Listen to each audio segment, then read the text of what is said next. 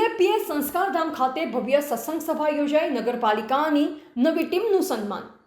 નખત્રાણાના બીએપીએસએ સ્વામિનારાયણ સંસ્કારધામ ખાતે ભવ્ય સત્સંગ સભાનું આયોજન કરવામાં આવ્યું હતું.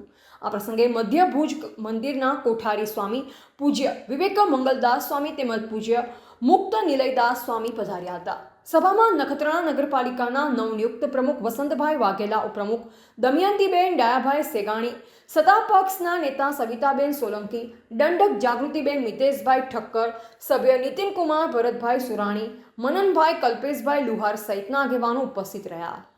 આ સત્સંગ સભામાં પૂજ્ય મુક્ત નિલયદાસ સ્વામીએ પોતાની અલૌકિક શૈલીમાં કથા વાર્તાનો લાભ આપી સૌને આધ્યાત્મિક માર્ગદર્શન આપ્યું હતું.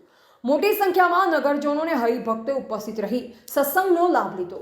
પૂજ્ય વિવેક મંગલદાસ સ્વામીએ પોતાના પ્રવચનમાં પૂજ્ય પ્રમુખ સ્વામી મહારાજ અને પૂજ્ય મહંત સ્વામી મહારાજ દ્વારા સમાજ અને માનવ સેવા માટે કરવામાં આવેલી અહર્નિશ સેવા અંગે પ્રેરણાદાયી વાતો રજૂ કરી.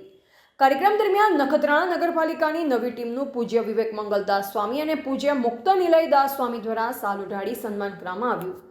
કાર્યક્રમના અંતે નખત્રાણા નગરના નાગરિકો અને નગરપાલિકાના તમામ સભ્યોએ સામૂહિક આરતીનો લાભ લઈ કાર્યક્રમને ભક્તિમય વાતાવરણમાં પૂર્ણ કર્યો હતો. રિપોર્ટર નરેશ ડી વ્યાસ, બનાસની પુકાર, સમાચાર ગુજરાત.